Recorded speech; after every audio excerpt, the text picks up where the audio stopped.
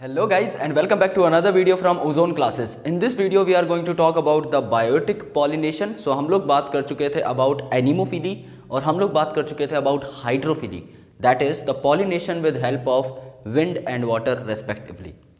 आज हम बात करेंगे कि आखिर जो आपके बायोटिक एजेंट्स होते हैं, यानी कि there are your insects, there are your moth, wasp, there are your birds, there is your bat और काफ़ी अलग अलग प्राइमेट्स भी, वो आपके किस तरीके से पॉलिनेशन में हेल्प करते हैं. So what are the different agents, उसके बारे में आज हम बात करेंगे. And in the next lecture we will be talking about floral rewards, क्योंकि रिवॉर्ड का एक बहुत ही बड़ा रोल है in case of biotic pollination.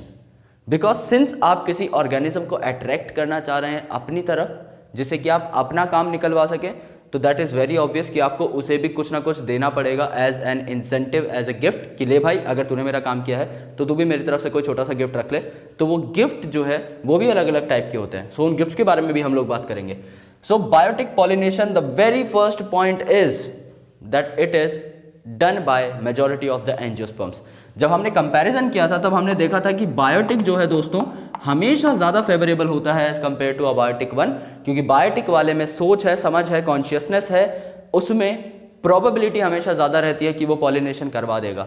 But in case of abiotic agents the probability of getting the right pollen transferred is very less and plus it is a chance factor. Luck की बात है, अगर हुआ तो हुआ, नहीं हुआ तो नहीं हुआ. तो जाहिर सी बात है हम लोग बायोटिक को ही ज़्यादा प्रेफर करेंगे.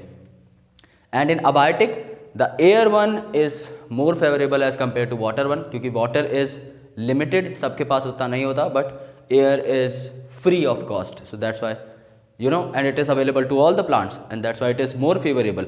सो एनिमोफिली ज़्यादा फेवरेबल होती है as compare to hydrophily. And आपका जो बायोटिक रहता है ये ऑब्वियसली सबसे ज़्यादा अबंडेंट होता है और सबसे ज़्यादा यूज़ किया जाता है, क्योंकि यहाँ पर प्रोबेबिलिटी फैक्टर बहुत ज़्यादा टाइम बढ़ जाता है. Alright, so it is done by majority of angiosperms. Now the biotic pollination requires, bio means life or the living agent, so यहाँ पर animals का जो है यूज होता है. अब वो एनिमल्स भी अलग अलग कैटेगरी के हो सकते हैं. There are different category of animals that can be use. The very first and the major type of category which is most abundant in case of biotic pollinating agents is insect. Insect सबसे ज़्यादा use होते हैं क्योंकि insect obviously सबसे ज़्यादा बड़ी आपकी class है. If you will talk about animals then animals are more in number as compare to plants. Okay, अगर आप एनिमल में भी देखें then phylum arthropoda is the biggest one. And in phylum arthropoda also class insecta contains more than 90% of the arthropods.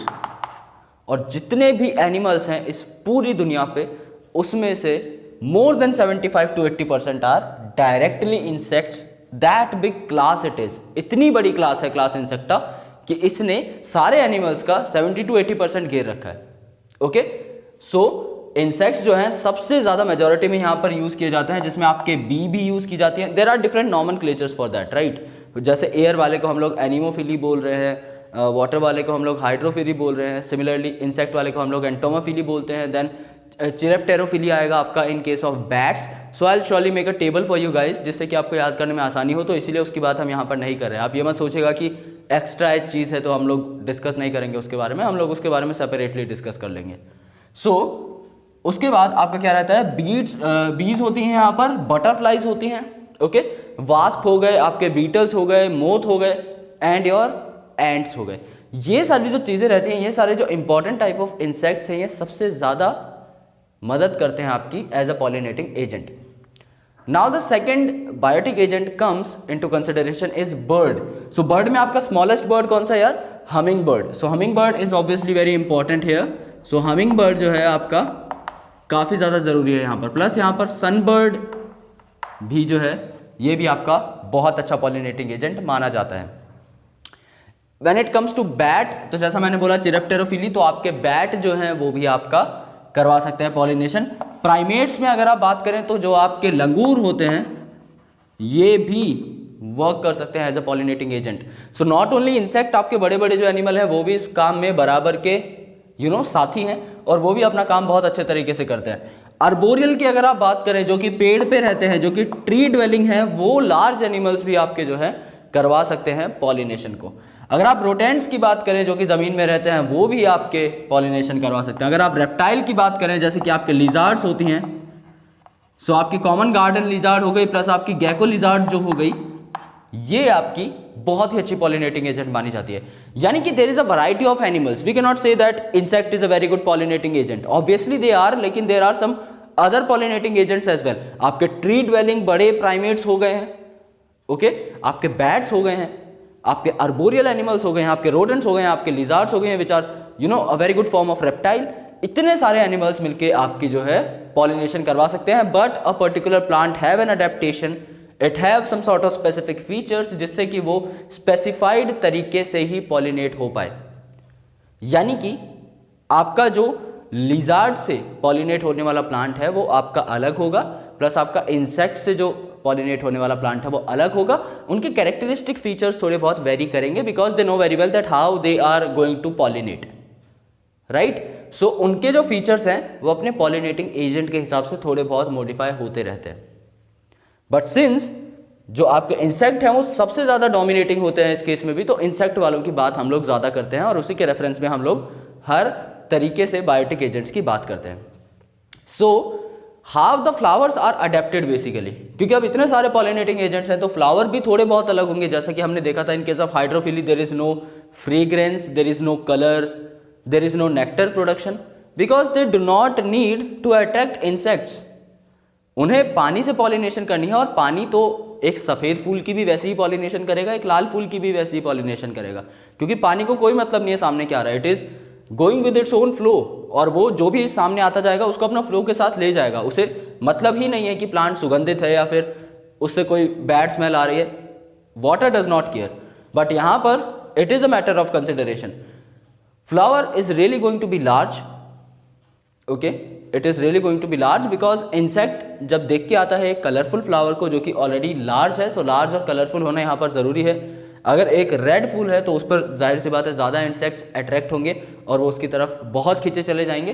Then nectar production is there because nectar हो सकता है insect को as a floral reward मिले कि just after the pollination insect can take और consume some sort of nectar from the flower. It is fragranceful that it will create some sort of good smells जो कि जाएगी आपकी environment में, जो कि जाएगी आपकी सराउंडिंग में, and it will attract different kind of insects. Even if the flower size is small, समझ लीजिए कोई फ्लावर है जो कि बहुत ही छोटा है लेकिन उसको पॉलिनेट करना है अब, so it need to be conspicuous, यानी कि उसे दिखना ज़रूरी है, उसको एक्सपोज होना ज़रूरी है। If there is a very small flower and it is not expose to the surrounding then how can the insect came to that place. Insect को पता ही नहीं लगेगा कि वहाँ पर फूल है या पत्ती है, उसे ज़्यादा दिखेगा नहीं वो फ्लावर अगर वो बहुत ज़्यादा अच्छे तरीके से एक्सपोज नहीं होगा। So it becomes very important that the flowers, the small flowers used to make a cluster, okay? यहाँ पर समझ लीजिए एक बहुत ही छोटा फ्लावर है, it is not very well exposed, but when a lot of flowers come together they used to form a cluster, a inflorescence, okay? inflorescence बना लेंगे जो कि काफ़ी ज़्यादा well exposed होती है और वो इसी large और colorful flower की तरह दिखेगी, so that it can be well exposed and the insects can be attracted towards it। जब insect समझ लीजिए यहाँ पर आ जाता है, What happens then? जब वो इंसेक्ट आके फ्लावर पे बैठता है तो ऑब्वियसली पॉलन उसके ऊपर गिर जाते हैं एंड जो बॉडी है इंसेक्ट की उसके ऊपर पॉलन्स लग जाते हैं। When the insect will flew away and will go to some other plant or some other flower or to the same flower stigma, तो वहाँ पे अलग अलग जगह पे उसके पॉलन्स गिर जाते हैं from the body of insect, let's say from the body of bee। So bee की बॉडी से हो सकता है सेम फ्लावर के स्टिग्मा पर भी आपका पॉलन गिर जाए, उसके बाद बी का काम है उड़ते रहना, अलग अलग जगह पर उड़ती रहेगी और अलग अलग जगह पर जो है पॉलन फैलाती रहेगी, उस तरीके से आपका पॉलिनेशन हो जाता है, ओके। सो नेक्टर जो है आपका दिया जाता है as a pollen reward, plus आपके कई बार पॉलन ग्रेन्स दिए जाते हैं as a floral reward, okay, floral reward, it's not pollen reward, निकल गया वो फ्लो में। सो नेक्टर और पॉलन आपके दिए जाते हैं, काफ़ी बार एक सेफ प्लेस भी दी जाती है टू फॉर एग डिपोजिशन। सो वही मैं आप लोगों को बताऊंगा किस तरीके से होता है। यहाँ पर there are two important kind of insects, there is fly and there is beetle. So यहाँ पर फ्लाई और बीटल से जो होने वाले आपके पॉलिनेशन है, ओके, यानी कि जो फ्लावर फ्लाई और बीटल की हेल्प से पॉलिनेट करेंगे वो एक फॉल ऑर्डर सिक्रीट करते हैं, ओके। जिसकी मदद से फ्लाई और बीटल्स उस फ्लावर के पास आ जाते हैं and after that it use to pollinate. So काफ़ी ज़्यादा छोटे टॉपिक हैं, काफ़ी ज़्यादा आसान टॉपिक हैं, तो इनमें समझाने का उतना कुछ बहुत ज़्यादा कंटेंट नहीं है, लेकिन हाँ एग्जाम्पल्स आपको याद करने पड़ेंगे। So that is the only thing जिसकी वजह से हम लोग यहाँ पर काम कर रहे हैं, अदरवाइज इसमें समझने लायक कुछ भी नहीं था फिलहाल।